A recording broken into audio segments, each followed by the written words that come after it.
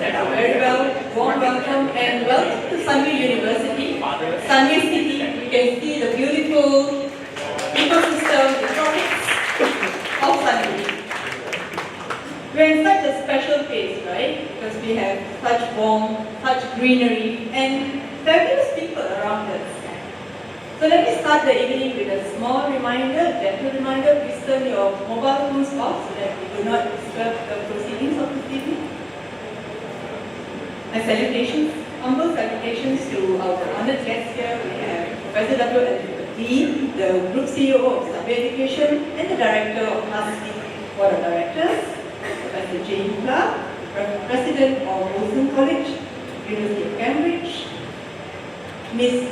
Su Shipin, the founder of UK Women's Alumni, our dear President, Professor Pema, who is the President of Sunway University, Pro-Vice Chancellor of Education, Professor Ching, Mr. Daniel Rahman, who is the CEO of ASEAN Strategy and Leadership Institute, ASLI, and the Vice President of Oxford Cambridge Society Malaysia.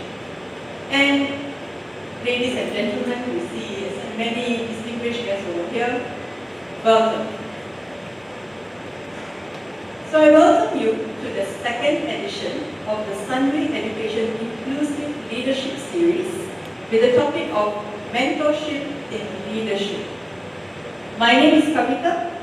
I am from the Department of Biological Sciences, here from the School of Medical and Life Sciences, and it's my pleasure to be your host this afternoon. So for your information, this series, the SEILS series, is jointly organized by Sunway Education Group, the ASEAN Strategy and Leadership Institute, ASLI, and in this second edition, we are additionally supported by the Oxford and Cambridge Society, Malaysia, and the UK Women's Alumni. In addition, the SEILS series will be hosted by our very own special and dearest Group CEO of Sunway Education itself, Professor Dr. I think today is a little bit extra special. It's not in the script, but I understand that Prof is the alumna of Wolfson College of Cambridge University. So it's kind of a homecoming, but now in the tropics, the beautiful lush greenery, warm climate. So today's event will begin with a short welcoming remark by Professor Dr. followed by the talk of Professor Jane, and a moderated Q&A by Professor.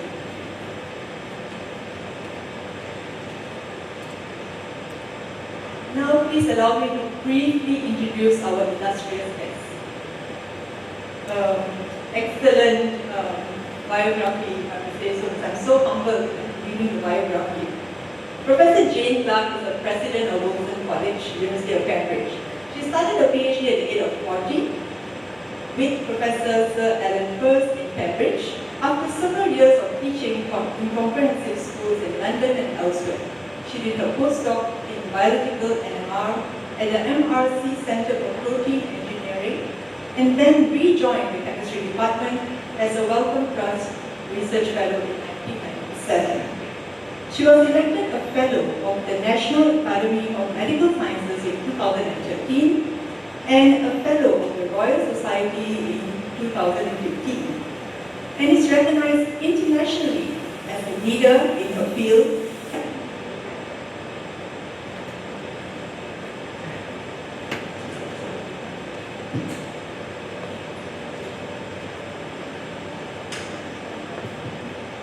It was too impressive for the mind's performance. I'll continue. Having been elected as the Fellow of the American Biophysical Society and have been awarded the prestigious Sign and More Award of the Protein Society in 2016. She is a distinguished biophysical chemist. We have all the disciplines neatly enveloped there.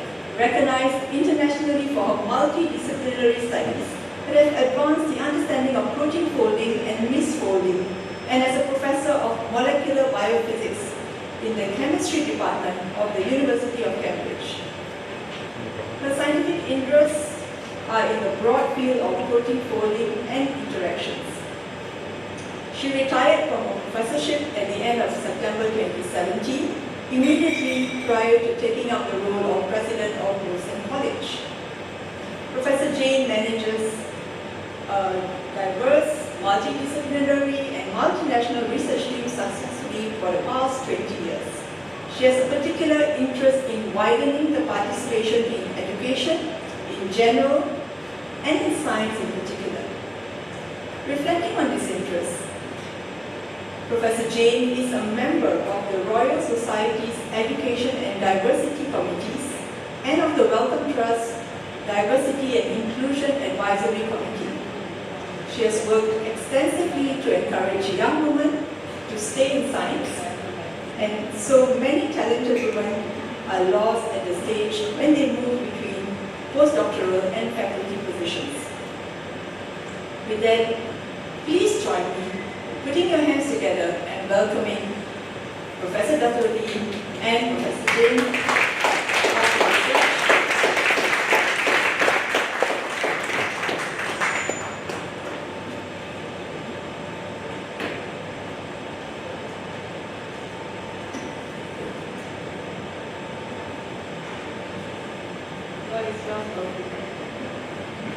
Thank you very much, Kavita.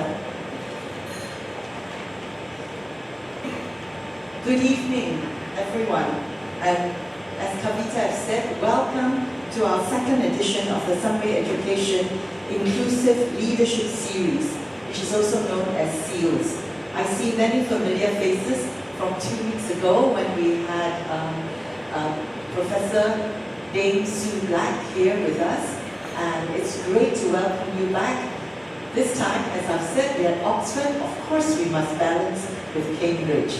And it's great that she is none other than Professor Jane Clarke. You can say she's my guru besar, because I was an alumna of Wolfson College at Cambridge University. And another fun fact, so is our provost, Professor Abi Manu Vera Kumarasivam, who will be joining us in a little while and will be asking you difficult questions from the floor.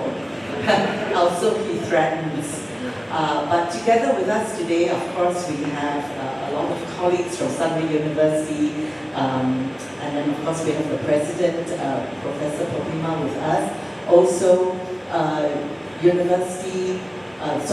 UK Women Alumni Network founder, Ms. Susha Pin herself, who's here, and I know that she's brought a lot of friends and members from the UK WA. Thank you very much for coming.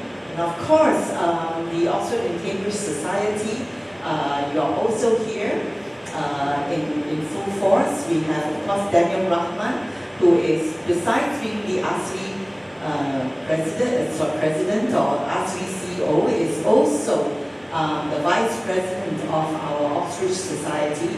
But together with Daniel is also Miss Margaret Hall, a past President of our Oxford and Cambridge Society of Malaysia. And a lot of Wolfson alumni amongst us. Welcome. Kanonik Zainin is here, and Christina is somewhere here as well. I'll right there next to Simon, and I think there are others who will be coming. So welcome to our Wolves as well. Great to have you all here. So, Jane, shall we start our session? Because I'm sure they're just dying to hear from you. But well, before you do, can I just say one thing?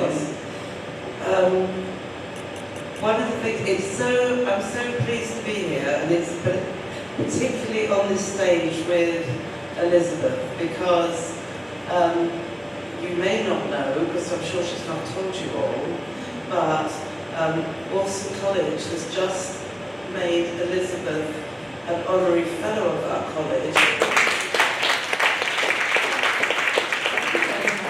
And it's particularly in recognition of her role as a leader.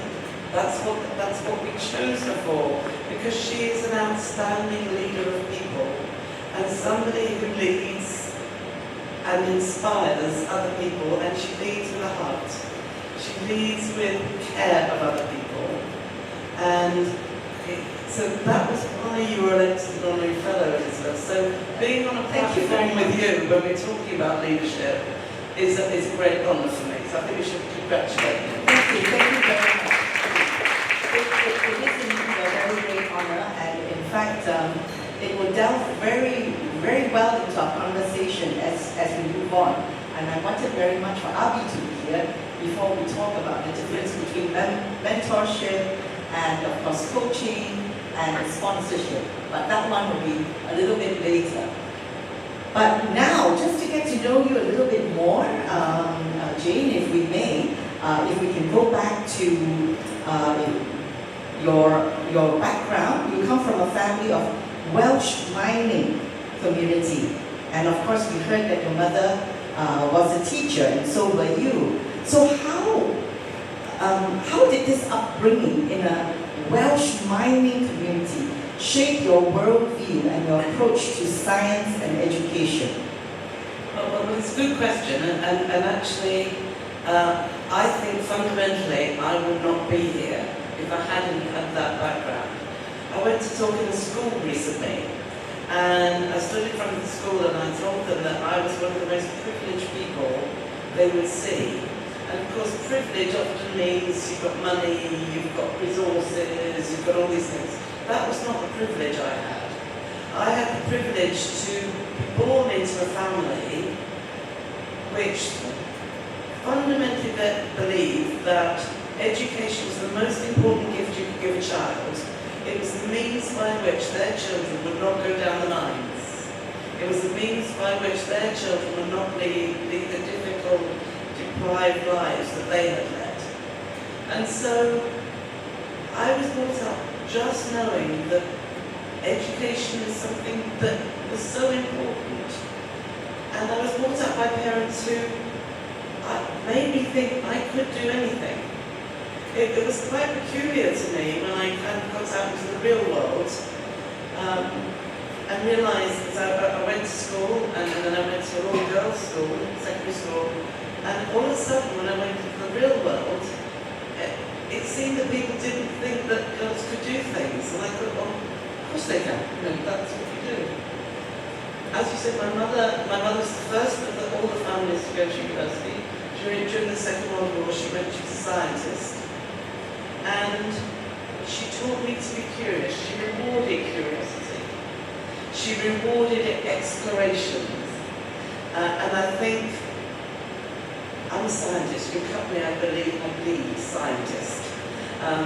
And that idea that you should always ask questions, you should always ask why, you should never take what you're told for granted. And I think I'm a teacher. I remember you said, yes, fundamentally yes, at heart, you're just a teacher. Fundamentally yes, at heart, I'm just a teacher. I love the fact that you started as a teacher. Yeah, but it's not. It's the most important job in the world, isn't it? And I can't imagine a more important job than being a teacher and rewarding curiosity, encouraging investigation. Teaching isn't about rote. That's the path I've followed my entire life, really. But that's an interesting thing. You see, Jane was a teacher, and I love that fact about her. But you transitioned to a top public research university, the Georgia Tech, no less, for your master's degree. And then you said that you just fell in love doing research. So could you elaborate on the moment or the factors that catalyzed this significant pivot in your life?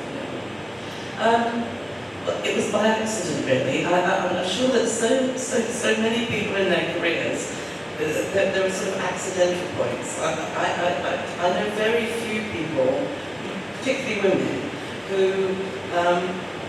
got up, planned a career and then did it the exact way they thought they would. And I never planned on giving up teaching. I've just told you, I think teachers are the most important people in the world, and I was one.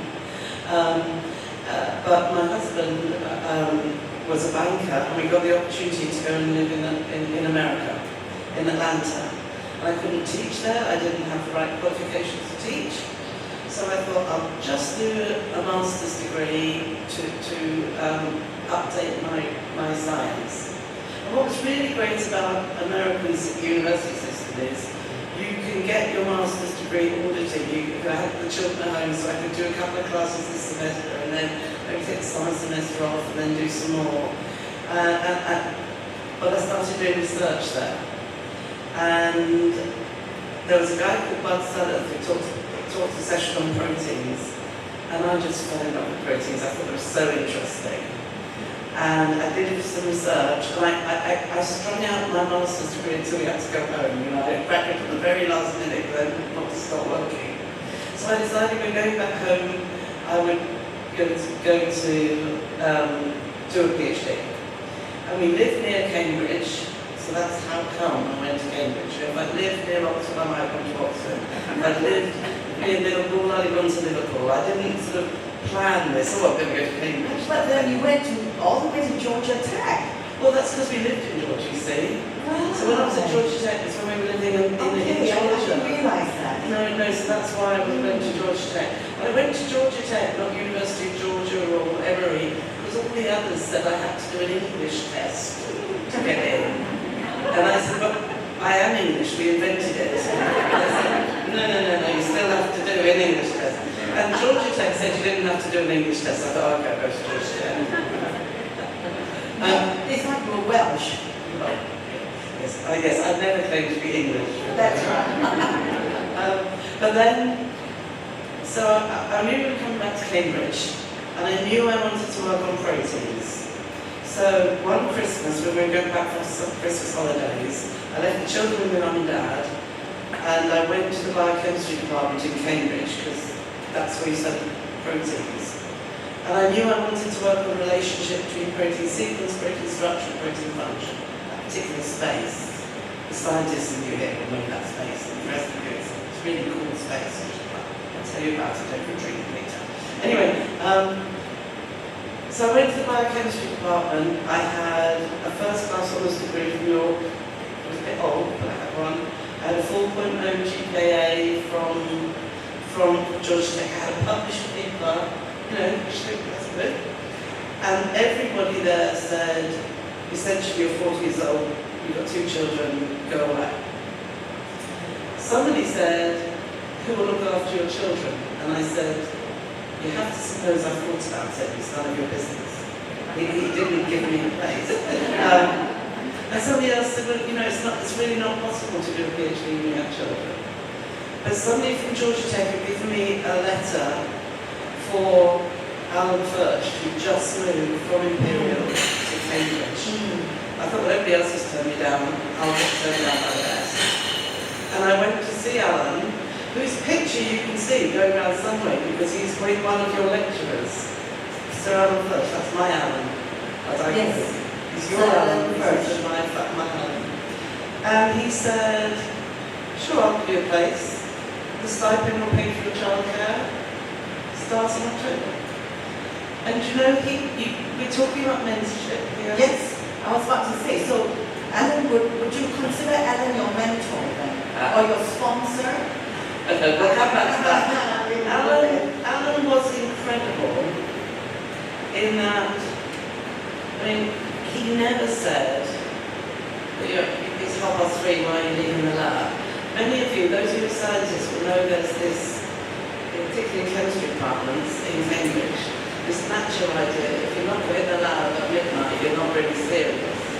Alan never cared about the hours you did, he only ever cared about what you achieved. He was always there, sponsoring me, pushing me forward, encouraging me, and he never once made any objections to me leaving, coming in late because the children were sick.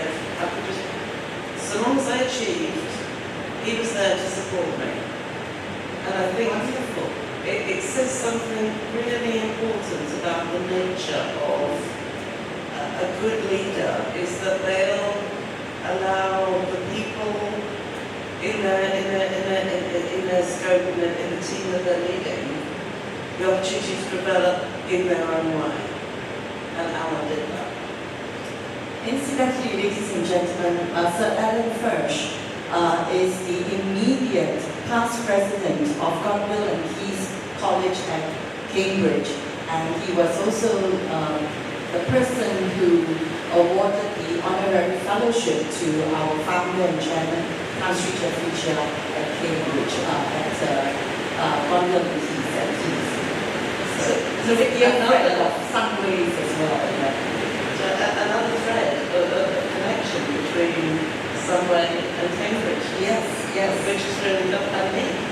So the things that you said about Alan is really spot on, that he is very supportive. But how long did it take you to complete your PhD, you know, under the circumstances, like you said, as a mother of 2 young children? Yeah, 3 years. 3 years, just like everybody else. And that's all, 3 years. 3 years. Isn't that amazing? 3 years and 3 months. Big hand for yeah, I mean, I think those of you who are mothers will know this. You get to be very efficient when you're a mother and a working mother. You know, you come in, you get it done, and you go home. Young people in labs, that's their social life, that's their family, so they can come in and surf the net a bit and play a video game, you'll go on the other side of the lab and watch out. If I had to get home to look after the kids, I had to come in, get the work done and do it. And of course it means you're sometimes lonely because you're not there for those trips to the pub afterwards, you're not there for the social things. Yes. But I've never been happier than doing that PhD. That is really very encouraging, especially for our young women or not so young women. It's never too late. Whether you have young children or young grandchildren, you can still do it. And Jane did it in just 3 years. But do you have to have a mentor or a sponsor? We'll come back to that. Let's wait till Abby comes. We had an argument, I think this is last night, we had a lovely party for the alumni of Wolfson at Dato's house. And after everybody had gone, Abby and Elizabeth and I were sitting around, and Abby and I got in a real argument about whether we should be a sponsor or mentor. So maybe when Abby comes back, we could rerun that argument. Yes. But I mean, tell you, so after I'd done that, I knew I just wanted to continue doing research. Wow, look at the rain here. You get better rain than we do in Can Cambridge. you hear us from the back? Because we are competing with the rain. You can. Oh, wonderful. And so, normally, for a postdoc, you go somewhere else. But, of course, my children were at school. I couldn't move and go to the States or something like this. So I did a postdoc. I got to do a postdoc. Still in Alan's lab, and I learned biological NMR. And while I was doing that postdoc, I had an idea for a project that was one that Alan's doing. And so I saw him one day and I said, look, I've got this really good idea for a project. And he listened, he said, it might work. And so he said, I'll give you a couple of students. So he gave me 2 of his PhD students to work with me on this branding project. And we worked on it for a couple of years, and I was doing Alan's work because I was Alan's postdoc, and they were doing my work with me because it was quite complicated. And when we got the first paper and we got all the data, I wrote the paper. And I very cheekily put my students' names first, and then I put Alan's name, and I put mine in the last place, which is the most important. So I thought, well, see if I can get away with this. And I gave the paper to Alan, and he scribbled all over it in his inimitable style, red pen everywhere. He actually wrote, I thought your name was Jane Clarke, not Jane Austen, make the writing better. And then he crossed his name out, and he gave it to me. Remember, he'd been paying me, he'd been paying the students, all the resources were his. Crossed his name out, he said, this is great work, publish it on your own, this will make the start of your career. That's wonderful. Yes. Oh yeah, you should. Extraordinary generosity. And I know people who want to keep hold of the students' work way after the students left. I had one of the famous protein chemists in the chemistry department. I was fond of saying that if you walk past his office holding a laptop, you wanted to be on your paper. But Alan the generosity, and I think another aspect of a great leader is generosity. You know, the generosity, being generous about the people that you're working with, letting them own their successes. Giving them opportunities to thrive in a way that doesn't benefit you personally. I think we're talking about great leadership. Right. There's a great leadership. And those of you who know Alan, he's not necessarily, you wouldn't think, he's quite awkward, he's quite brusque, he can be very rude sometimes. If you don't know him, he comes across as that. And you know, one of those people you don't know well yet, and so therefore they are very awkward, they seem a bit, and English. You wouldn't think that he would be that sort of absolutely inspirational leader, and he is. So you learn from good leaders when you're trying to be a leader yourself. You watch what worked for you, what was helpful to you. That's wonderful. So what would be your definition for leadership, Jane, besides being generous? Okay. I'm going to give you a quote, excuse me, and I'm going to ask you who you think said this. It's one of the best definitions of leadership. If your actions create a legacy that inspires others to dream, we learn more, we do more, and become more, then you are, read it again. If your actions create a legacy that inspires others to dream more, learn more, do more, and become more, then you are an excellent leader. Isn't that a wonderful quote? Would I like to? And the person that said this is another inspiring woman.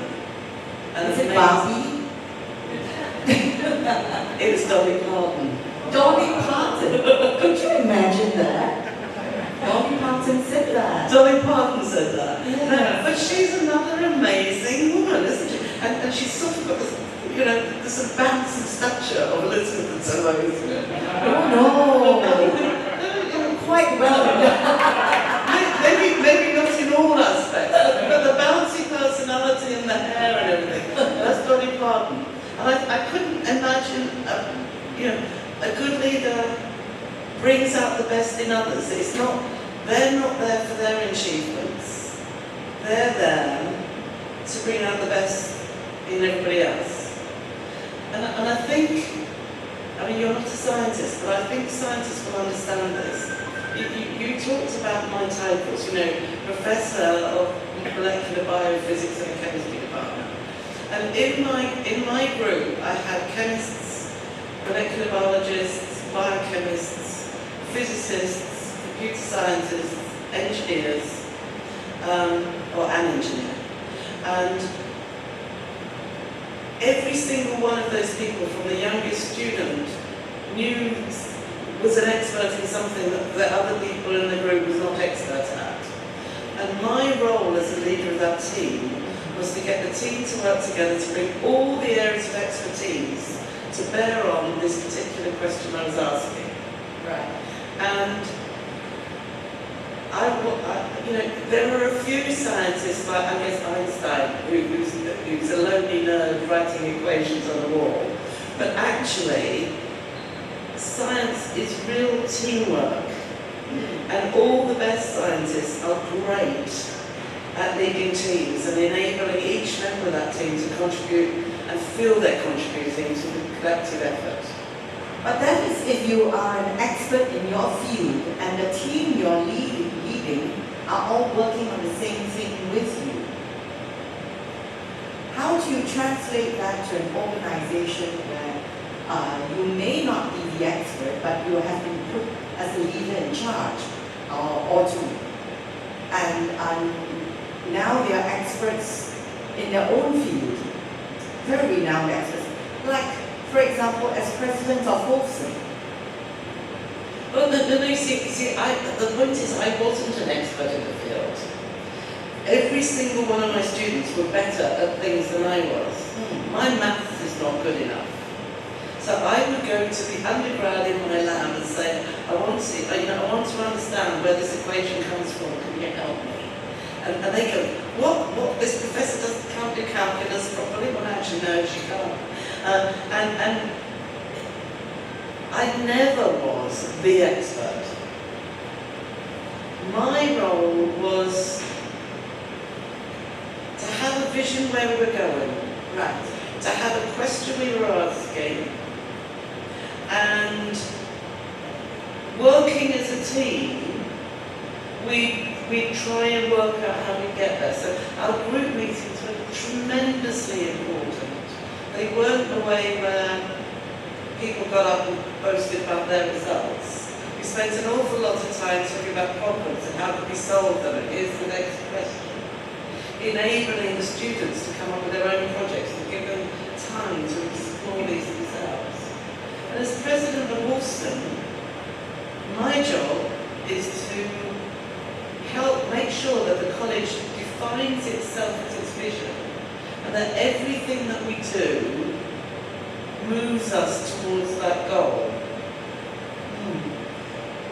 Simon is here, and he's our development director. His job is just to raise between 30 and 50 million. That's all he has to do. That's all, Simon. But yeah, I can't do what Simon does. We appointed Simon 2 years ago, more or less, and our fundraising, our success has gone up several fold because we have somebody there that's an expert at it. And what I have to do is give Simon the conditions and the team and the resources to deliver that. That's been easy, Jane. Jane, incidentally, is the first lady president of Wolfson College, Cambridge. So, naturally, I have to ask her, is it difficult? No, it's great. I have a bit of a problem. You see, my mum, here's a sadness, I can't believe I'm going to cry. My mum knew I was going to go to Cambridge, but she died before I started. And my mum always has been my absolute inspiration. She was the one that told me I could do anything. She was the one that did it.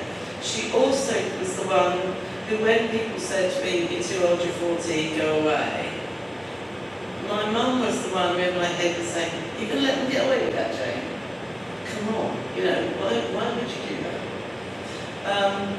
And when you're leading something like Wolfson, you've got Wolfson College is an amazing place. Tanshi Jeffrey is an honorary fellow of Key's College, and you're an honorary fellow of Wolfson College. And you're in the better college, so you know. Just make sure he knows that. Because at Wolfson College, we specialise in returning to learning. So all our undergraduates are over 21. Some of our oldest undergraduates in the 60s. We have women whose kids have gone to school and now started going to college, and now it's their turn, they've got the freedom to do that. And we give them the support and resources to do that. We have a huge number of part-time students. Students coming back to do a part-time master's to, like I did, update your science, learn about AI, learn about genomics, learn about these things later on in life, and we give them that support. Keys doesn't take any of those people. And just so you know, and it's really, really international. We have students from 99 different countries in college at the moment. So for 1,000 students, 99 different countries. there is nothing about, that is the most inspiring environment I think I've worked in. How did you get 99 countries in a small college like Wolfson? I mean, what's the student population like? It's just over 1,000 students. That's right, and you've got 99 99 different countries. 1,000 students. Yeah. Did you have to go to each country and recruit? No, I mean it's partly because Cambridge itself is becoming more international with the help of Brexit. But also because I think we're well known to be a college which embraces this. You talk about equality, diversity, and inclusion. I think inclusion is the most important word there. Yes. We create an environment where everybody feels included, everybody is valued. Yes. Where everybody's point of view is valuable. Yes, I felt that when I was there. And it makes it very special. So to get up every day, now I'm 73 now. How many 73-year-olds get up every day and work in the sort of environment that I live in and be challenged? I mean, these students don't let you get away with anything. They'll challenge your ideas. They'll push you. They'll tell you they disagree with you.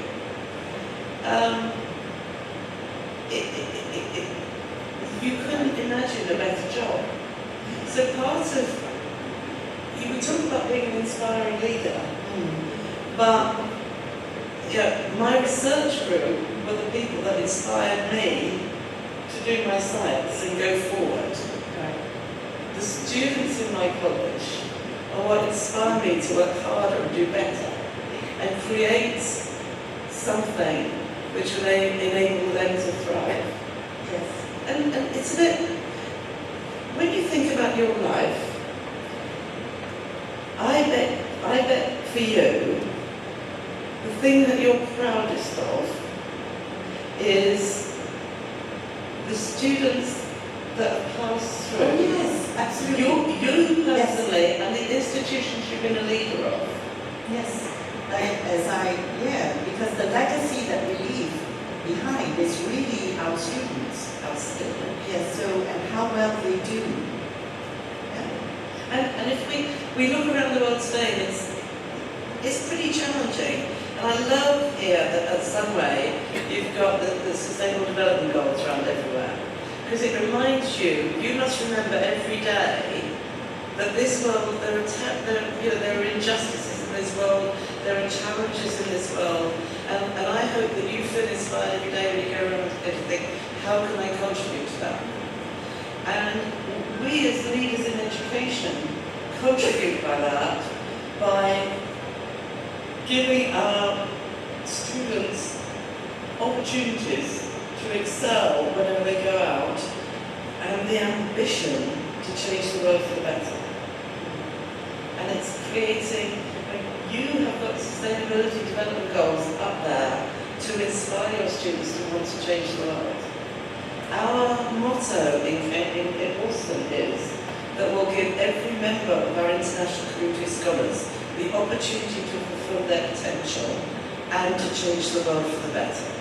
If you come to Wolfson, you'll see the world in a different way.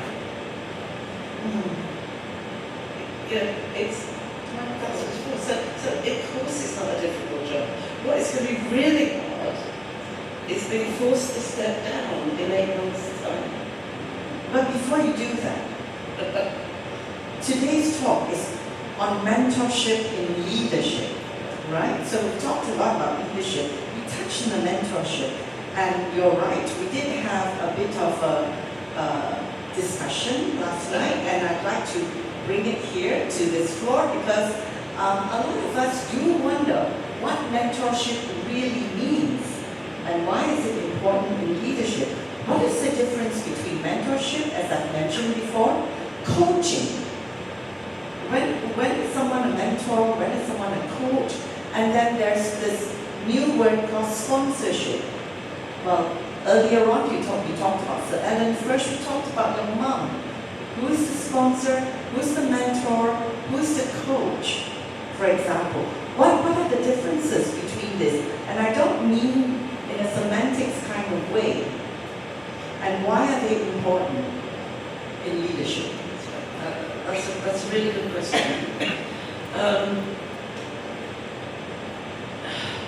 Mentorship, if you have a mentorship relationship, and one of the things which I do myself, I'm a mentor, an official mentor of the Academy of Medical Sciences and the Royal Society, to mention sort of just newly starting academics. And mentorship, in mentorship, the heart of that, the driver of that relationship should be the mentee. And I've had training in mentorship, which was very helpful, I think, being trained. But in a mentorship relationship, what you have at the heart is to develop that individual who is, and to develop their skills, develop their confidence, to develop,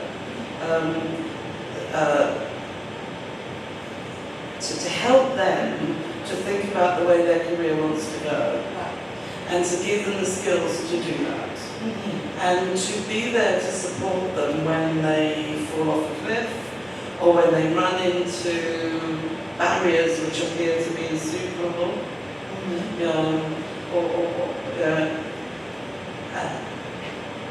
for instance, for young women starting off group things, will often find the point where they run into the barrier, which is motherhood, and all of a sudden you don't have all the time, and you've got the guilt. How many women here have felt guilt in their lives because they're not doing anything? It's just, thank you. You're always guilty. You're not. Why not? I remember the day my son came home. He said, "Why aren't you a proper mummy, mummy?" And I said, "What do you mean I'm not a proper mummy?" He said, "Well, Denny makes cakes." So you know what I did? I started buying cakes. You buy very good cakes. Exactly. Yes. You just buy cakes. That's right. But it can be very lonely if you feel if you're leading your research group and all of a sudden you feel you're the only one that's got these problems because nobody talks about them.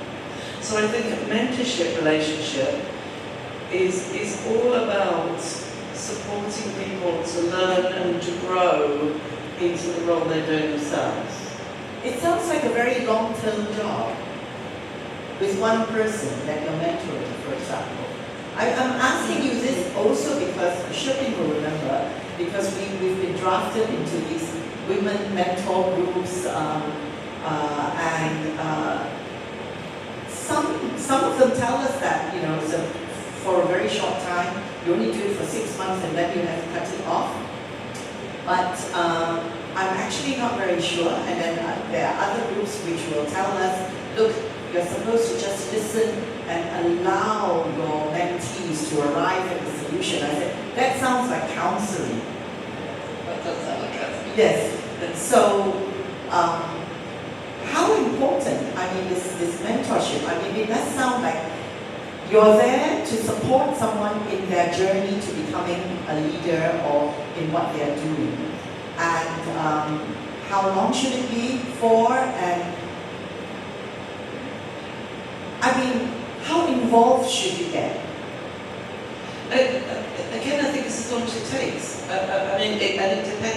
It depends whether these people are in your team or whether they're people outside your team. And it depends, so for instance, with the Academy of Medical Sciences, it's nominally 2 years. I have some now I've been mentoring for 5 years, and some who didn't feel it was working for them and so stopped after 6 months. And it must be, I didn't feel I was failing, and I felt they were managing, thank you very much, or what I was giving wasn't enough. It has to be driven by them. And how does it work? Should we look for our own mentors, or should mentors be found for us? How does it work? How do you think it should work? I shouldn't think how does it work, but how do you think it should work? Well, and again, it depends on different stages in your career. Like Alan first, I felt very much as my mentor. You know, he took me in, he took me under his wing, and then he spat me out. Right. You know, he let me be independent, and you know, like a male lion. You know, I look after my lion cubs, and then when they hit the age limit, you spit them out. But that's important. You need to give people their independence in that stage when you're their boss, if you like. Yeah. For the Academy of Medical Sciences, I am a mentor for people not in my university across the UK. It's mostly online now. And the relation, we do speed dating, online speed dating. We meet lots of people and then they write down who they like and then they sign your mentor.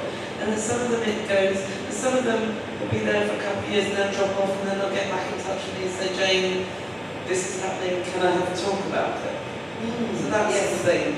I think it helps if you're suppose you're a leader you're in Sunway in the chemistry department.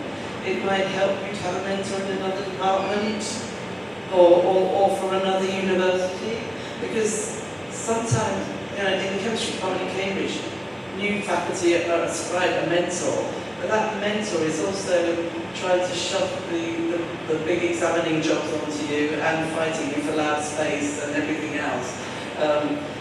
Or if you've got a problem with a colleague, they know that colleague in there, whereas if it's another department or another university, you can talk about relationships and difficult relationships outside that. So, you know, I think that's interesting. And how different is that from, as we were saying, from coaching? You know, sometimes we assign coaches to certain people whom we want to develop. Yeah, I think that coaching, I've had coaching once, I've had leadership coaching. Yes, leadership coaching, yeah. And it's a shorter term thing, and it's useful for people who are going to step up into a higher echelon of leadership. Right. To give them sort of broader skills that they may not have met with. Okay. And part of it, I was talking to Abby here, who I know that you have given him coaching, and we were talking about the coaching that Abby said, and we were just comparing both my leadership coaching and his leadership coaching involves sort of 360-degree appraisals. Yes. But I think coaching, you get real experts who may not be experts in your field, but who are experts in dealing with the big things that come up, no matter the generic leadership skills. But they're necessarily short and sweet, and you can always go back and get leading on other aspects of, you know, I find it very difficult dealing with people with mental ill health problems. So can I get a little bit of coaching to enable me to be better at that aspect of my job? So would you say Alan Firsch was a coach, or your mum was a coach? No, my mum was my mum. My mum was just, my mum is the person, now I'm not religious, right? She's dead, I don't believe she's in a heaven anywhere, but she's right here in my head. You know, she's the one that I run everything by. Right. She's in my granddaughter. You know, she's the one that runs through everything. She is, I am her. My daughter is her, my granddaughter is her. She's just your mum. So now we have mum, coach, mentor, sponsor. Okay, sponsor. Do you need a sponsor in leadership or to help you to get ahead? This is the argument we had last night. I am actually very, very, very anti-sponsors, right? The sponsor is called the old boy network. The sponsor is somebody got a job because Alan Firsch said you should give Jane a job. It is the Old Boy Network. It's what's held women back for years and years and years. And we shouldn't be replacing that by an old girls network. If we do, then we're doing the same. So I am actually against the traditional forms of sponsorship. I think it leads people, the recipient of that sponsorship, it leads them to believe that they only got the job because Alan Fursh was putting it forward. Right? Alan, my first paper got published, not because it had Alan Fursh's name on it, because it was good enough to be published. If it had been my idea and his name had been in it, I'd have thought, well, they probably only reviewed it because they knew Alan's name was on it. You know, away with it. He has never played that sponsorship role. I'm a fellow of the Royal Society. Alan is a fellow of the Royal Society. He didn't propose me for it. It was two other members of my department put me forward. And so I felt that I got there because people saw my record and thought it. They didn't see Alan pushing me forward for it. So I think that sponsorship can be harmful, first of all, because it perpetuates privilege. You know, this person got that job because of that person got that job because of that person, which then excludes minorities. That's why women haven't got on often. And then I think it almost, some of the people that receive sponsorship then think they only got there because of the support of X. There's one form of sponsorship which I actually quite like, and that is when people will nominate other people for prizes, right? You know, international prizes or prizes and things. I think that people supporting people who they value, putting them forward for prizes, because often, you know, otherwise people won't get put forward.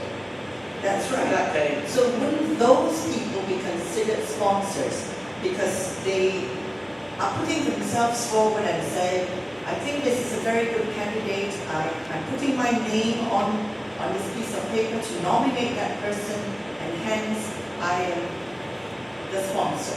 No, you're the nominator. Right.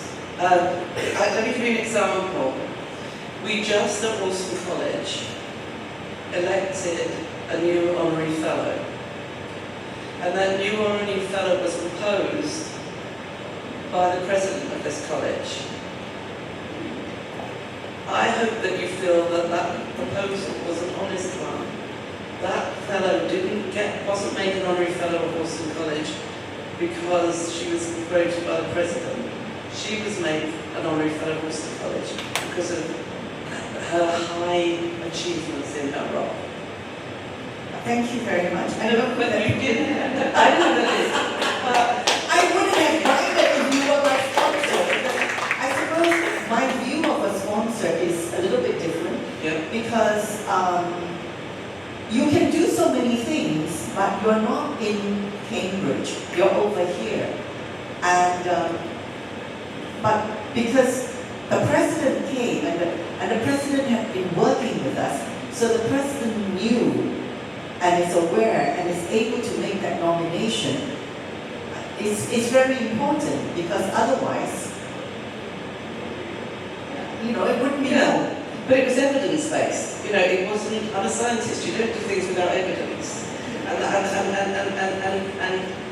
you know, you didn't know you were being clear, but you know, if somebody's being out nominated for a prize, you often say, "I'm going to nominate the prize," but you write your own nomination. You know, you tell us why you should give it. You do that. And giving people encouragement to put themselves up for things when they might be backwards at promoting themselves, right? Right. That's that's a nice form of sponsorship. But the one that makes people think they only got it because you put them forward, I don't buy it. Very different point of view. Abi is not here, which was why I brought that up, because there was a bit of disagreement as to what sponsorship is all about. And in Malaysia, as we always know, it's about who you know, to a great extent, as you can see. And so that's why sponsorship becomes quite crucial, a question as to whether sponsorship is a legit, a good and sound way forward and necessary for leadership, which actually you disagree. Very much so. You believe that it should be more on mentorship. I'm going to open up the floor very soon, but before I do that, I have to ask Jane one question, just a very light one. All that talk about protein, and also the fact that you had remarked that in Malaysia or in most Asian countries, we eat far too much. Okay. Nice that you make me eat too much. So the question is quite simple. Is there some superfood for leaders? Keto diet, high protein, gin and tonic. There you have it, ladies and gentlemen. But not quite gin o'clock yet, so the floor is open. Do you have any questions you would like to ask? Our esteemed Hello, Professor. My name is Adina, and I'm an alumni of Sunway College. At that time, it wasn't Sunway University. My question is, does mentorship have to be official? And do you need to ask permission? So in my 30 over years of experience, I've had mentors come across. And sometimes I feel like a thief because you're my mentor, but I'm not telling you that you're my mentor. But I take a lot from these mentors at different parts of my life. So do you need permission? In some leadership group, they say, build your mastermind group. So I have my secret mastermind group that only I know about. And I draw strength from their thinking style, their leadership style. But in terms of mentorship, does it have to be formal? And do you need permission? That's a really, really good question. Thank you so much.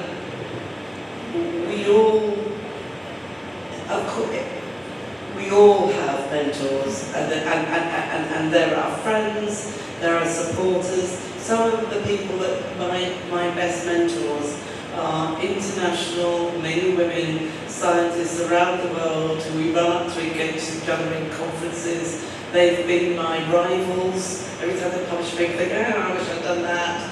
And they're my supporters, and they'll be the people that I'll pick up the phone to when I've got a problem. These are friends, mentors, unofficial.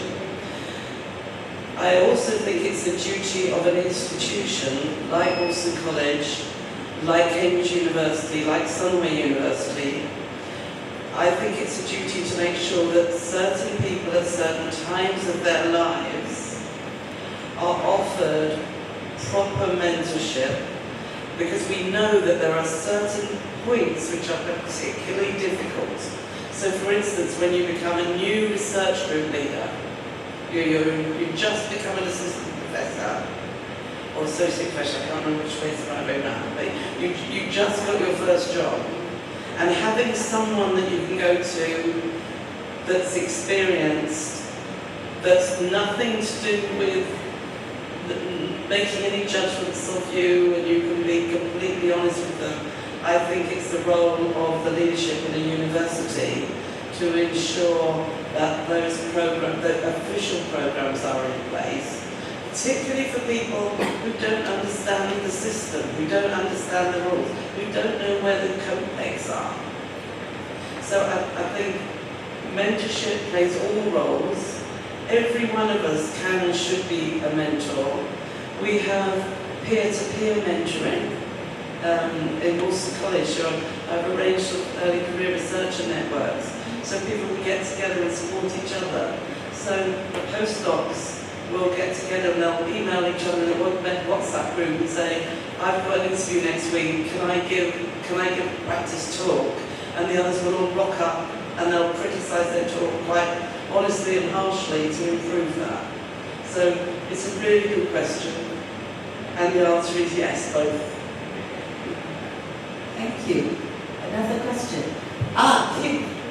Please. Hi, good evening, Professor Dr. Elizabeth Lee and Professor Jane. My name is Kim. I'm a practicing barrister. I'd like to seek your thoughts about when you have, say, a mentee, someone that you've been mentoring, and he and she has proven to be exceptional. In a situation where when you keep pushing the mentee, whether it's a boy or a girl, for leadership opportunities, but then suddenly you hear others saying that he or she actually is not quite cut out for it, or he or she has actually disappointed a larger organization, but you thought you were doing the right thing. How do you deal with such situations? Can be a tad disappointing, but I'd like to hear your thoughts. Thank you. Wow, that's a really difficult question. First of all, it's not for, if you're mentoring somebody who's not maybe succeeding as well as you perceive they could, it's not for you to feel disappointed or anything, because mentorship is not about your success. This is the thing. It's only about giving the person the support they want and need, not about whether you're a good mentor or a bad mentor who succeeds in mentorship. And I think that if you discover that somebody that you're mentoring or supporting is perceived to be failing in some ways, then you need to it's into a position of real trust. In a good mentoring relationship, you've got to trust each other. They have to trust you.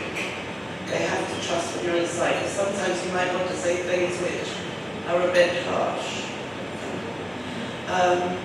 And so what you'd hope if you had a good relationship is you could say, well, I've heard that this aspect of what you're doing isn't so good. And let's talk about why people might, although I think that you're doing it very well, people might perceive that you're not doing it very well. And so it's a very good question, because we have to be able to have difficult conversations and trust people. So, if I think about some students that I've been guiding and doing, then I hear difficult things. Sometimes you've got a student, you've got a good relationship with that student, and then you find out from other members of the group that the other group members don't like them for some behaviour that they're doing. You sometimes have to have real difficult conversations with them. Do you realise that when you behave in that way, you're changing people's perception of you, so that you're failing to work together as a team, and yet to succeed you need to bring a team along with you. So it's that trust relationship, I think. And if people trust you, they'll do it. And sometimes it'll break. Sometimes it won't work. I've had members of my group, my research group, so I was an official mentor, if you like, who just didn't get on, just didn't succeed. Maybe they didn't like the sort of leader I was. I always encourage people when they're moving into a new team or going to work for a new group, Go and talk to members of the team and see if you'll be happy there. And sometimes we have to encourage people to quit and move and try something else. But it's hard. Welcome, Abby. We've already agreed that your idea of sponsorship is rubbish and mine is perfect.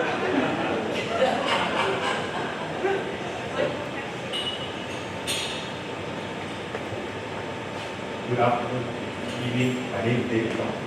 I want to say this about, give me one minute, right? I think it's something to do with it. In 2020, Sunway University won the HSBC case competition champion in Malaysia. And one of my mentors was Elizabeth. She followed me 4 years. We lost. Remember, we lost and cried. Our students cried. We lost the championship for the business competition. And in 2020, the year we became champion. And she followed me for 5 years. 4 years we became. So, I'd like to thank her. When you talk mentor, I was considered the official mentor for that competition, the HSBC competition, right? So, for the 5-6 words, mentor, can I put in my version of it? And when I was a mentor, I was a mom. I must be a mother to them. You know what a mother looks like, right? If you call your father, the children, nobody will remember. But if you call your mother, the children will always remember. Alright? E, I always do encourage always. You know, we had hard times. We trained for 3 months. If I were to tell the full story, you won't believe me. 4 of the members, one of them, the parents passed away, 10 days before the competition. 10 days before the competition, one was the father. But he never gave up. He continued, he said, David, sir, I believe in you, believe in our team, and I believe what you have taught us. My dad, funnily enough, at that time, before he passed away, told him, wow, you were selected for the HSBC team. Don't stop, because the dad knows he's going to die. Okay? So 2 days later, the dad passed away. And so we said, I said, would you like to take a break? You know, when your dad passed away. No, that's what my dad wanted me to do. Now it's got something to do with the mentorship. Okay? So I encourage them always. And never give up. Never. Irrespective of good time, bad time, we never give up. The 4 of them, you know, we really went through 3 or 4 weeks before the competition. We never gave up. They had all sorts of issues, family issues, you know, a lot of appointments and things like that. Team. Trust. Yes. I think you've spoken enough there. Actually, I add one word, is part of team, trust is teamwork. Teamwork is very important. The 3 of them supported the person who had go through the, you know, the bad times, okay? Or encourage openness. Encourage to speak up. What is your thoughts? Give them the opportunity to speak up. I believe that if we were to be too strict on the mentoring, teaching them how to read, I don't think we'll get it, see. But so the openness was one of the things that I learned. And the last one is be rational.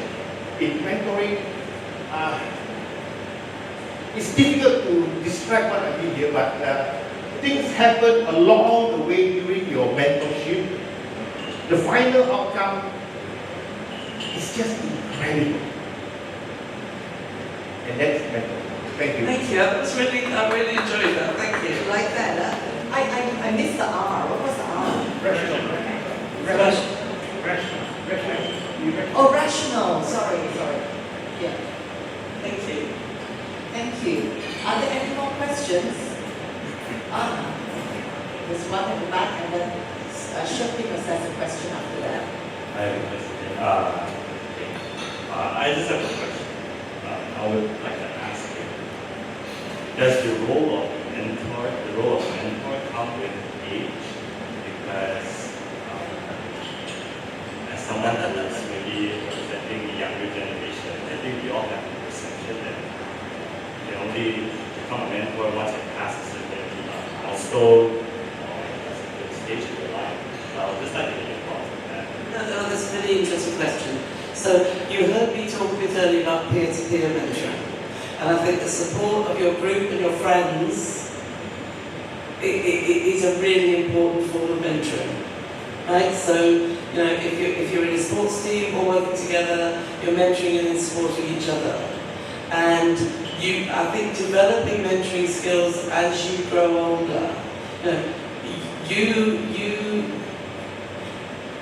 it's part of society, isn't it? You know, when you're older, you support the younger kids, and then you at university could go and help support school children and things like this. I think if you want, when you're trying to think about what you might want to do in the future, and virtually every one of you will lead something.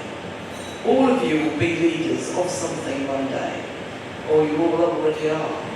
But thinking about mentorship as being part of leadership skills, and then giving you as a young person, making sure you make opportunities to learn how to mentor. So going and helping local kids to do football, or going into your school if you're a scientist and helping out with science clubs or something like that. So you can mentor your peers. I mean, one of my very best friends in science, Susan Marquesi, she's at Berkeley. We've met every year since I started. She was a postdoc, I was a student, we've gone through together. She called me up about 6 months ago and said she'd been offered a job as the director in the American NAS,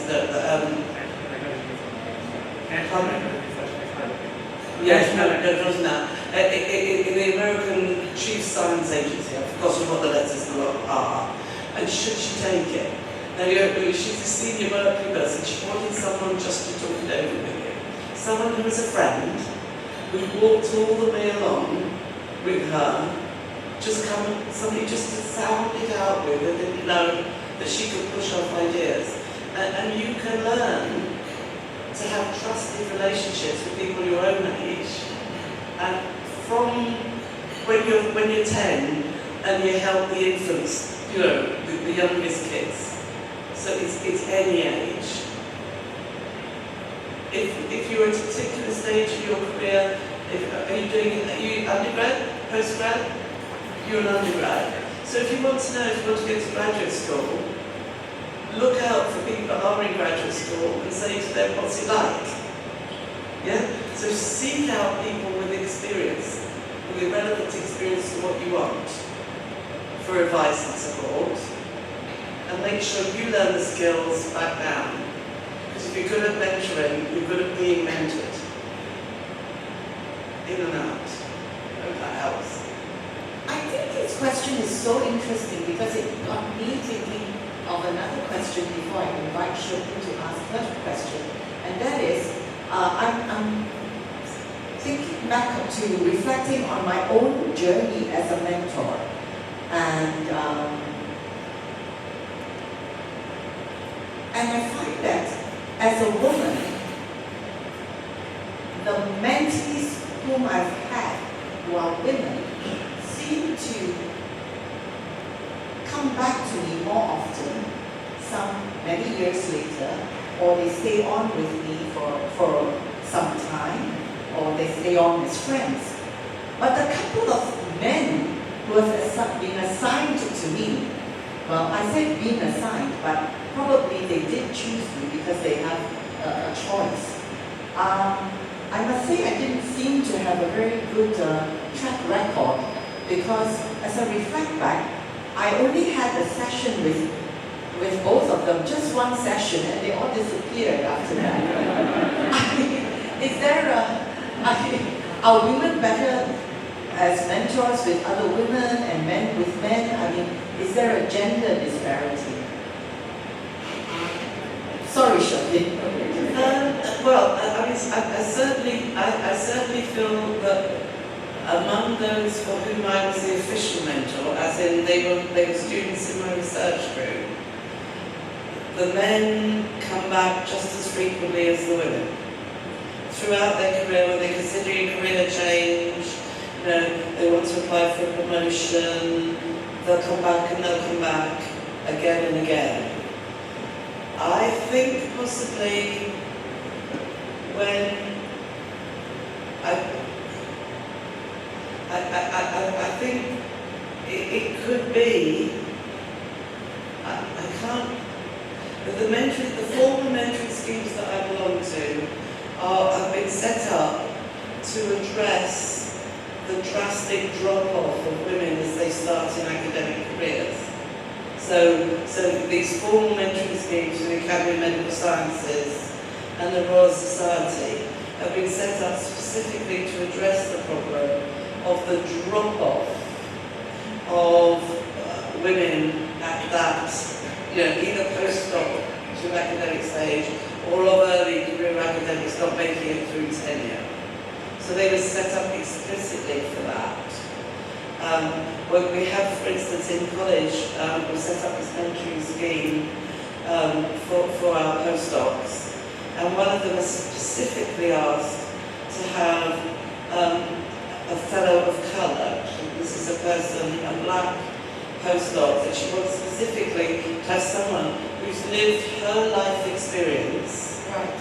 because the concern she has is of the life experience of being a sole person of colour in the room. Right. And similarly, lots of the questions that the mentors, the younger women starting these careers, have got questions about life-work balance, the guilt of being children, the woman in the room who says the answer, and then when a man says it, they think it's a good idea, but when you said it, they didn't even hear. And, Yes. and women have been there, and men don't. So it's possible that men would find, and their life experience is different as well. This pressure to be the one that's in the lab, to not go home and look after your children, because that's not, you're not hard enough chemist, you're not working hard. Men feel different kinds of pressures, and it might be, but I know that you've been a mentor for a long time of Abby, he'll tell you that you have, and that's been a long-term relationship. So I think, but that was somebody who you grew along with rather than someone you were specifically assigned for. And you've got to have something that clicks. I've been given mentees who saw me once and then never got in touch for the second meeting. Maybe they didn't like me, that's okay. I didn't fail. I wasn't giving them what they wanted, and they shouldn't feel obliged to come back just to make me feel good. Okay. So I did not fail. Two poor men, yes. Shaki, please.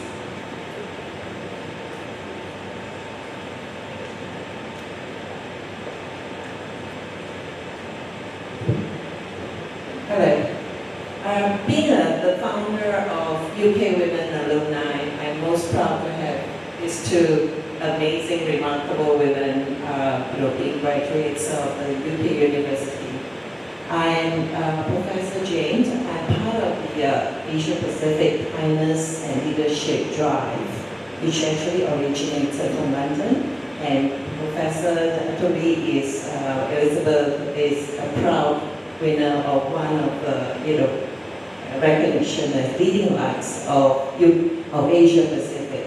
My question to you, Professor Jane, is that do you think that people expect more from women leadership? Because I think when we were little, nobody thought that it would be possible for us to be leaders. They always thought that we should grow up and be a nice girl, and then be a nice mother and a daughter, and so on. But now I think the whole role of women have changed through education in some way, and also exposure worldwide. Look at two of you. So my question to you is, do you think that people expect more from a women leader? to be kinder, to be more compassionate, to be warmer, to be more supportive? Because I hear that from a lot of my friends. It's a really good question. But I have to disagree with you. We weren't all brought up to be kind. As I told you, my mother brought me up to be prickly and difficult. So that's difficult. I mean, I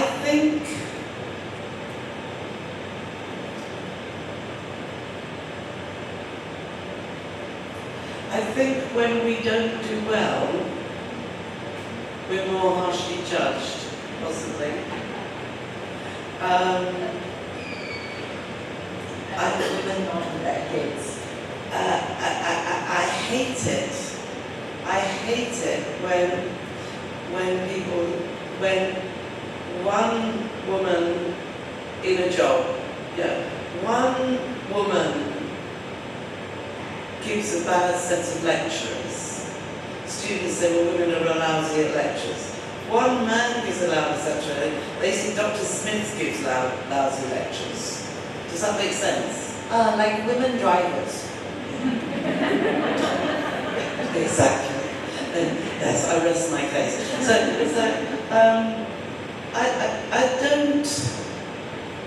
I don't distinguish. I think we're all individuals. I think the thing about why these conversations come back to women often is because there aren't many women heads of university. Now in Cambridge, there's more women heads of colleges than there are men. But you know what happens though? If you look at medicine used to be a male profession. It was well respected, well paid. Doctors are wonderful. Now there are more women than men. Doctors are less well regarded, they're being less well paid.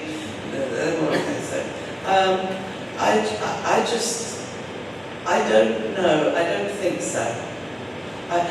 What used to happen was people used to say that you'd only succeed as a woman if you behave like a man. I think now what's changed is you're allowed to be a woman and lead. I think you're allowed to now. You're allowed to paint your nails and still be a serious scientist, as long as you don't work with acetone. But you're allowed to do that now. You weren't used to be allowed to do that, but now you're allowed to do it. What do you think? I'm just glad we don't have to burn our bras. Are there any more questions, ladies and gentlemen? Oh, there's one there, and there's one here, and there's another one at the back. So you should guess. Yes. Go ahead. Hi, my name is Shireen. I'm a final year biobusiness student here at Sunway. Professor Abi put me out to ask a question. So just to echo what you've spoken before about exploring different mentors and different perspectives, I was wondering if you could talk about an instance or a time where in your relationship with a mentor or someone you mentored, there was a disagreement or something didn't work out, and how you navigated that. What was the biggest sort of takeaway you took for future mentorship? No, I was going to say, would there be repercussions, because these are young students, they are afraid that they will upset the mentor. I mean, this is a very serious question, because I think back to my days when I was a young researcher and I didn't get along with my supervisor. Okay, so this, you didn't ask me about supervisor, you asked me about mentor, leader, coach. Here's another word, supervisor. Supervisor, well, could be.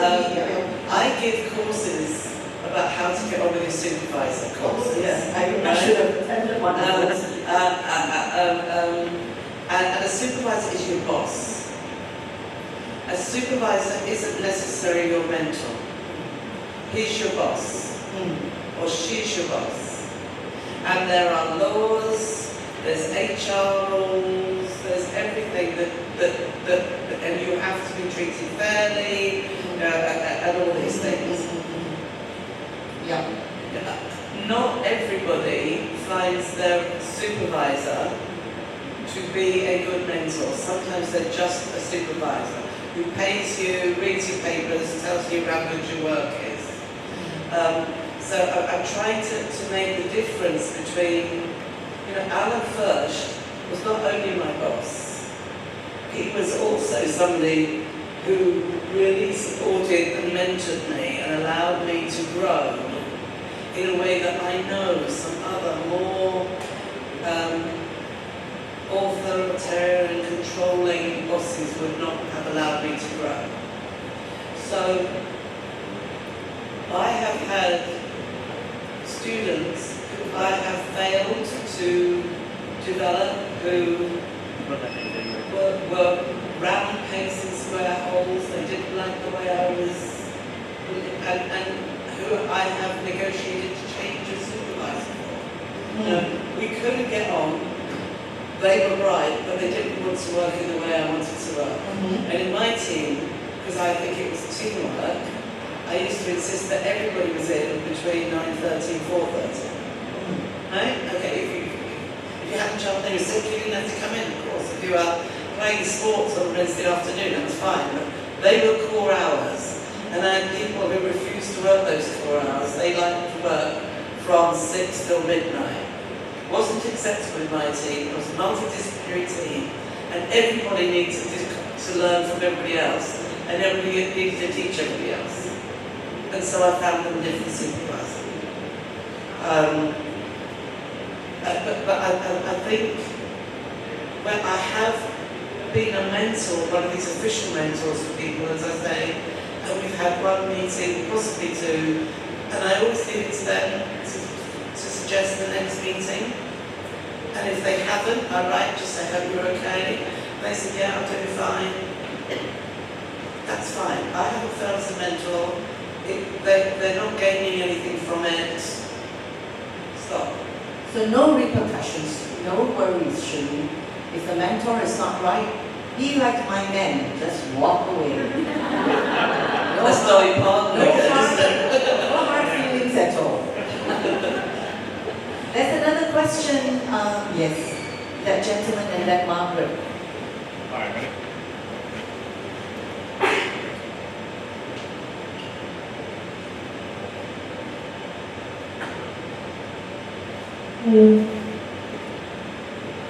hi, my name is Bert. I'm a master's student here right now. My question really talks about you leading a college. There's 31 of them in Cambridge. Higher education is getting very expensive, and it's also very privileged to get higher education today. So as a leader in your college, I'm sort of like turning it the other way around now. How much, strategic, or when you only talk about being strategic, plays a role that you can in leadership in what you call managing a college in a very, very competitive environment right now? Yes, there are other aspects to leadership, obviously. It's a really good question. And today's conversation has been about mentorship, about your relationship with other people, about building teams, building groups, and that sort of thing. I have learned my job there has been, my big learning curve was how to lead strategy. Of course, as a scientist, you have to have a strategy for science. But then this comes to your sort of expertise and coaching aspect. I came to Wolfson and there was no strategic plan, so I realised we needed one. And so I realised I didn't have the expertise in driving a strategic planning process. And so I went out to find an expert who would come along and help me to lead a strategic planning process in the college. That person, this is where they happened to be my brother, who is a very expensive management consultant and gave me all his time for free, and is still leading strategic planning activities there. But part of leadership is realising where your weaknesses are. This comes back to coaching. If there's areas where you don't have the expertise, and you're a leader, you mustn't think that you need to have all the expertise you have. I didn't have to know all the equations. I could ask an undergraduate how to do those equations. And if you don't have the expertise you need, having the confidence as a leader to say, I don't know how to do it. And it's another thing about leadership, which again we've not touched on because we're talking about mentorship in this thing, is making people know that you don't know all the answers. I mean, if a leader knows all the answers, they're going to completely demoralise everybody that works with them. Because why are they bothering to do all this? Because they know the best. People that know the best are never the best leaders. Is that okay? So I'm certainly aware that there are many other aspects of leadership we've not touched on. When you do mentorship, Sorry, you have to do. There's a very strong. You have to speak loud because there's a very strong. When you do mentorship, how much time and effort do you also put into helping the mentee think strategically? Oh, you have to prepare. I think the mentee has to prepare and tell you what they'd like to talk about. So when I ask the mentee to let me know ahead of time what issues they'd like to talk about to give me time to prepare. And then you give them as long as it takes. Sometimes, but again, remember, I'm saying that the ball is in the mentee's court. It's for them to say what they want to talk about. It's for them to say how hard they want to go. It's for them to push you about whether they want advice or just to talk things over. And sometimes I can point them to people, if there's something that they really want to explore that's beyond my expertise, because they want to explore something, then I would encourage them, push them, help them find somebody who could move forward to that. So it lasts as long as you're both happy with it, but the ball is in the mentee's court, not in the mentor's court. Yeah, I have been always told about that the ball is in the mentee's court. You don't chase your mentees, it's for your mentees to come to you. So that's why I didn't chase my men. Again, Dolly Parton, we keep coming back to that. Margaret, maybe the last question from Margaret, yes, before we wrap up.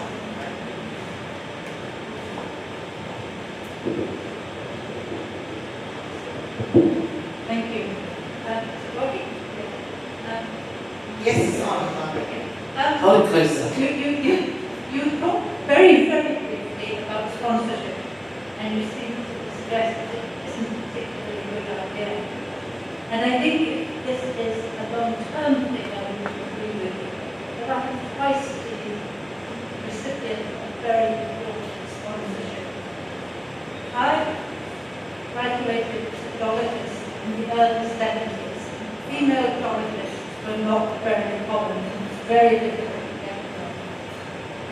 And I got my first job through the sponsorship of one of my lecturers, who put me in touch with one of his foreign students. And that got me into the industry, from which I could then move on my own merits. I then moved to Malaysia with my then husband and very young child, and tried to get work again in the oil industry, with no success.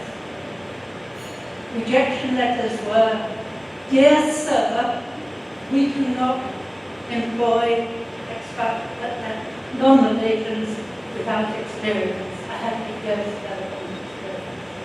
Again, it was somebody who then, at least within Malaysia, within University of Malaya, whose least submitted the application to a more senior level. I got that first job, and then I worked for 25 years in the oil industry. Okay, no. So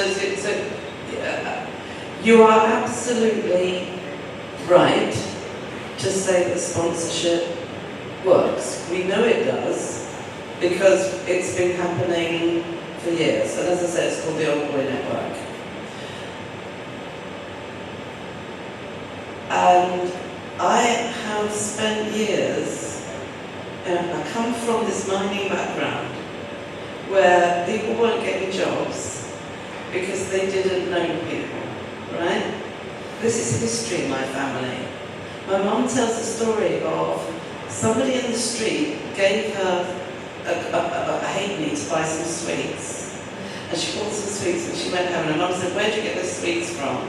And she said, "Well, Mrs. Roberts down the road gave me a penny for to buy a halfpenny to buy sweets." And my grandmother was furious because Mrs. Roberts, my grandfather at that time was an overseer, and who chose the people that went to work. And Mrs. Roberts was desperate that her husband got work. So she was taking money for food for her children to give it to my mum in the hope that my mum would tell her dad and her dad would get a job. And to me, social fairness is something that I've dedicated my life to. So if I was to promote sponsorship in the traditional way of, you should give this person a job because I know them, then I would defend me being against it. Just like I would defend the idea that for the sponsee, the person that has been sponsored, while sponsorship is there, then it's patronage. That's another word for sponsorship, and it's again part of the Old Boy network. Why do people in families, why do all these people get made laws? It's because Boris Johnson is sponsoring them and getting them a place in the house, that sort of stuff. And it's fundamentally, absolutely fundamentally the base of inequality in our country, and in all of them. But there are forms of personal support that are on the edges of sponsorship, which I have argued that I would support. Encouraging people, saying, "There's this prize, I think you would do it. Why don't you write down, why you would be suitable for this prize, and I'll put it all in your nomination. And then you'll be up against it, but I'll encourage you to nominate, and I'll push you forward to do it, and I'll even sign your nomination form if you don't know anybody." Right? Or, I for my research group, if you this DSR rejection letters, well, for example, Basil wanted to work in the area of protein design. And the very top person in the world doing protein design is David Baker in Seattle. And he said that he'd really, really like to work with David Baker. He said he's written to him and just didn't get a reply. Now I know, because I used to get every day, and I wasn't as famous as David Baker by any years, I'd every day get 10 letters, "I want to work in your lab," and half of them would say, "Dear Sir."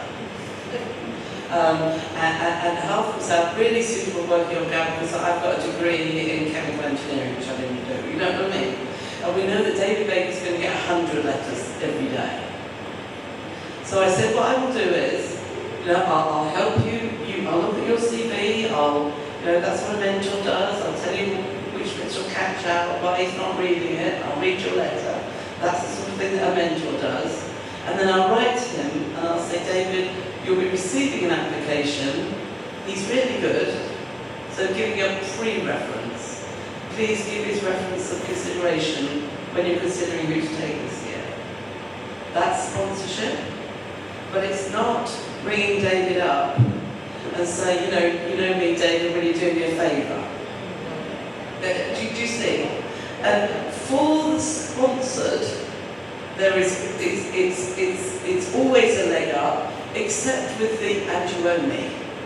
Even if people doesn't say that, this in the back of your head, "I only got it because you did that for me," which I think is damaging. But I think fundamentally, I've got to be true to myself. I've got to be true to the work I've done all my life, giving opportunity to people everybody, irrespective of who they know, who their parents were when they grew up, how much money they have. And if I were to say, I will sponsor people, I'll use my powers to sponsor people, to push people, give people unfair legs up, then my grandparents would be rolling around in their graves today. So it's political, it's moral. And if the people that work for me want me to sponsor them, well, that's tough. They get an awful lot more from me. I'll read their applications and help them with that, because that's what we all do. We good supervisors, we good mentors, we all do that. But I won't do something that, will give them an unfair advantage. I hope. I think that's fair. Right. Okay, so thank you so much, Jane. We've really taken so much of your time and put you in the spot, and especially on the semantics and the differences between mentorship, coaching, sponsorship especially, and when is it being a mom, when is it being a best friend forever, a BFF, and when is it being a boss, which are all in a way supervisor, which are in a way related and yet not, because they're very distinct. So thank you very much for your time.